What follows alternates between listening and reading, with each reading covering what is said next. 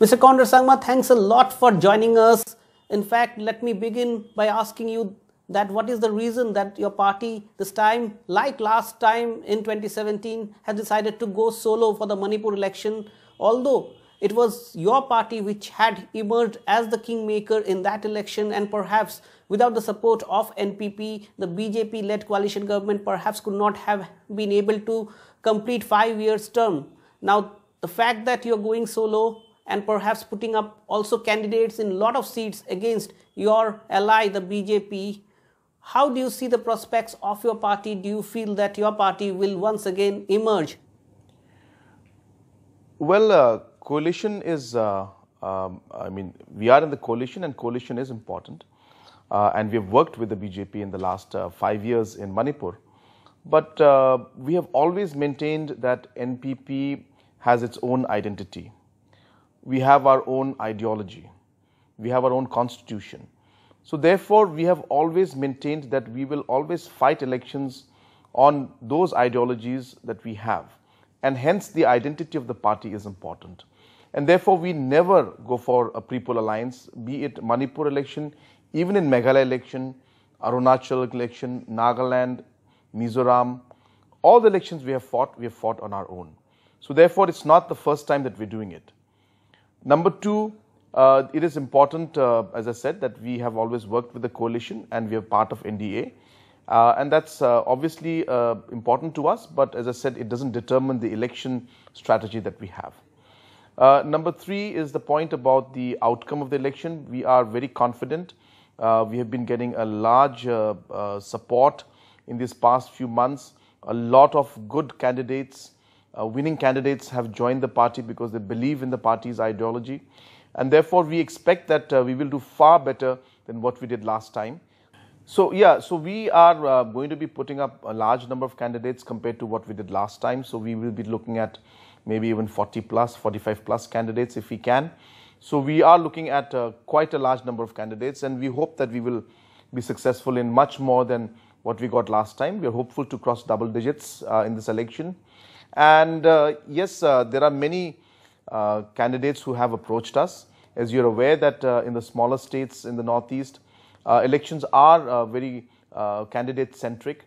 And therefore, political parties play an important role in attracting these winning or potential candidates. And that's what NPP has been working on. So, Mr. Sangma, you are very hopeful.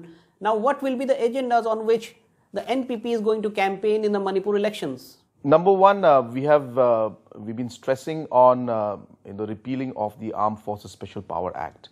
That's a very important agenda for the people of Manipur, Nagaland, and the Northeast as a whole. So therefore, that's one very important agenda that we are stressing on.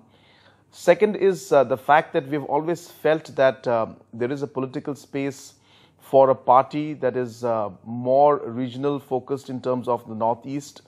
And we need a platform and a voice for the Northeast. So we have always told the people of the Northeast and even in Manipur that NPP is providing that platform and will in the future also in a much more aggressive and stronger manner provide that platform. Third is the fact that we are stressing a lot on aspects of youth. We feel that youth is a strong aspect in Manipur and the Northeast and the country as a whole. So youth power and policies focused around the youth are going to be very important for us. We are focused on environmental issues because Northeast is a very environmentally very sensitive zone. So therefore, the climate change that's taking place is going to affect us more. Mr. Sangma, talking about Armed Forces Special Power Act, your party in its manifesto has said that if it is voted to power in Manipur, repealing Armed Forces Special Power Act from the state will be one of its top agenda. Now, how this promise of NPP is different from what the Congress is saying, that because the Congress is also saying that it is going to repeal Armed Forces Special Power Act, and it seems that on the Armed Forces Special Power Act, you have a difference with your key ally, the BJP. See, there are, of course, multiple aspects when it comes to the Armed Forces Special Power Act. We have been against it as a party for the last 20 years. And in fact, when we came into power in Meghalaya, we strongly lobbied with Government of India to repeal it in Meghalaya, and it was done. So while yes, Government of India plays a very important role in this, and a large part depends on Government of India. The state government also has to show its firmness. The state government also has to show its complete commitment to repealing the act, and the state government has to take initiatives to ensure that the different issues and the criteria that are there, those have to be met, issues have to be resolved. So the state government has to show that proactiveness to ensure that they're able to do it.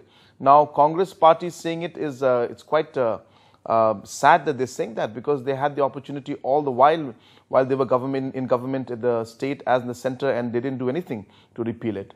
So therefore, I think people of Manipur will not believe what the Congress party is saying. But as a government, as a party, we can assure you that it's an issue that's very important to us. We've been talking about this for a long time, and we have shown it in Meghalaya, and we will do our best and ensure that we lobby aggressively with Government of India, because this is an act that must go, not just from Manipur, but the entire northeast region. And finally, what comes to mind is that given the fact that last time there was a fractured mandate in Manipur, given the fact that your party with 4 MLAs in the last election emerged as a kingmaker along with the NPF, is NPP, which is a key ally of the NDA in Northeast, now ready to even align with non-NDA parties? Or is Congress still untouchable for you? See, we have been a party that has always maintained its stands. And whenever a situation arose where we had to raise a voice even against the BJP and the NDA, we have done that. And we have proved it in the past, where situations that came up in CAA, we took our stand and we showed our stand against the CAA, and accordingly it was amended and changes were made based on the different meetings that were held between the Northeast parties and the central government. So we have always shown that we are a party that maintains its stand and its ideology, and therefore it is unfair to compare and say that we are a B team of any political party. We are a party of our own identity and our own ideology, and we don't compromise on that. Talking about working with the NDA, of course, we have been with the NDA, we work with them, and the Congress has been a traditional opponent to us in most of the states that we have been in. So hence that continues. But as I said, in the future, all depending on the situation, we are ready to work with like-minded parties, and we will see the situation as and when it unfolds. But right now, to say that we will go with non-NDA, NDA, I think it's too premature and too early to talk into those lines. Let us wait for the election results. It is only once the results come out, then only we'll be able to come out and say really what the stand of the party and how we'll move forward in the post-election scenario. Mr. Sangma, thanks a lot for joining us. Thank you very much. Thank you very much for having me. Thank you.